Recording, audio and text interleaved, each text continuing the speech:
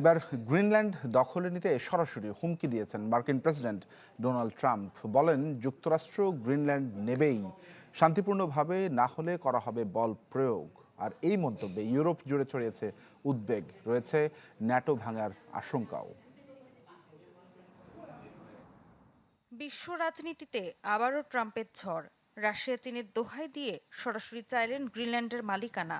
বলেন লিজ বা দীর্ঘমেয়াদী চুক্তি মূল্যহীন, দরকার মালিকানা। আর এর জন্য সহজ বা কঠিন পথ, যে কোনো পথ পেরোতে প্রস্তুত তিনি। আমরা গ্রিনল্যান্ড নিয়ে কিছু একটা করব, তারা পছন্দ করুক বা না করুক। না হলে রাশিয়া আর চীন ওটা দখল নেবে।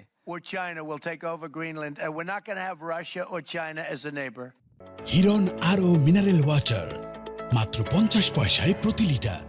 ট্রাম্পের এই বক্তব্যে মুহূর্তেই নড়েচড়ে বসে ডেনমার্ক। স্পষ্ট জানায় গ্রিনল্যান্ড বিক্রি বা দখলের জন্য নয়, এর জন্য সামরিক পদক্ষেপ নিলেই ন্যাটো জোটে ভাঙার কথা জানায় কোপেনহেগেন। একই সুরে কথা বলছে কানাডা সহ ইউরোপের প্রভাবশালী দেশগুলো।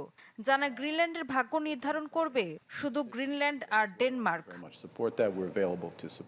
তবে বাস্তবতা হলো আর্কটিক অঞ্চলের নজরদারি, ক্ষেপণাস্ত্র, সতর্কতা ব্যবস্থা সবকিছুর কেন্দ্রেই এই বরফ ঢাকা দ্বীপ, যেখানে এরই মধ্যে সামরিক ঘাঁটি ও শতাধিক সেনা মোতায়েন করেছে যুক্তরাষ্ট্র।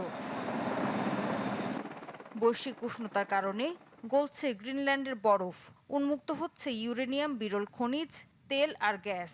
ফলে গ্রিনল্যান্ড এখন শুধু কৌশলগত নয়, অর্থনৈতিক যুদ্ধক্ষেত্র।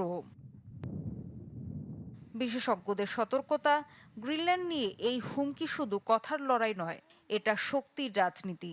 আর এই রাজনীতি ন্যাটো জোটকে ঠেলে দিতে পারে ভয়ঙ্কর পরিণতির দিকে। ঋতু সাহা, চ্যানেল 24।